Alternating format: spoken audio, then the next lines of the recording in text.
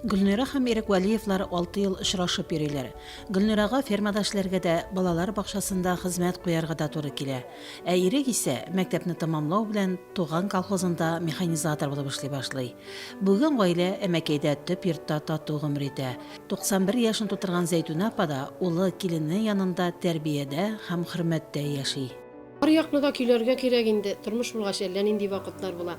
Сабыр булырга кирәк, тыныч булырга кирәк. Бар килгән мине дә җиңелрәк кичерергә кирәк.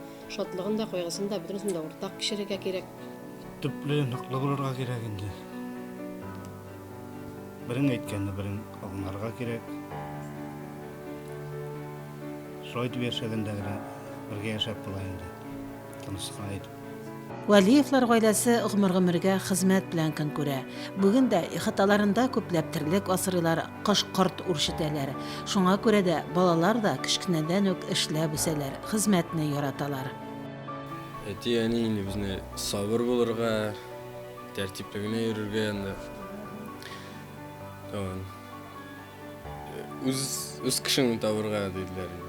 Әти белән әниләребезнең шушлай матур итеп яшәгәннәренә без бик сөенәбез. Алда шулай тигез итеп матур итеп яшәсен, алар безгә бар яклап та үрнәк. Кайчан кайтып керсәң дә тулы өстәлләр белән каршы алалар. Без күп балалар, оныклар шушлай да алга таба да шушлай матур тормыш көтсен дип кенә телисе килә. Минем өчен әби белән бабай бик якын кешеләр инде безгә. Безгә алар менә ярдәм итеп торалар. Аларга рәхмәт. Бик кенә матур гына кыз үстереп биргәннәр өчен. Бергә матур итеп яшәргә язсын. Үз балалары үсеп, тормышка чыгып киткәч, Вәлиевлар тәрбиягә бала алырга уйлыйлар. Танышырга баргач, 3 бер туган Адилә, Айназ һәм Азатны үз гаиләләренә кунакка алып кайталар. Шул көннән бирле балалар бу гаиләдә әти-әни җылысы, гаилә бәхете тапканнар.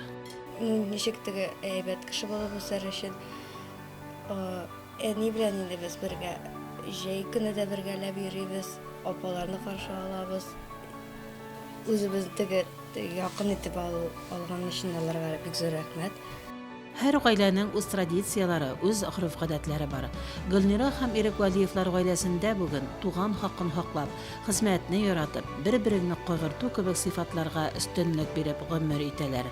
Әйе, гаиләләр тулы, бердәм, тату булганда, анда ярату һәм бер-береңә ихтирам булганда гына матур гаилә барлыкка килә.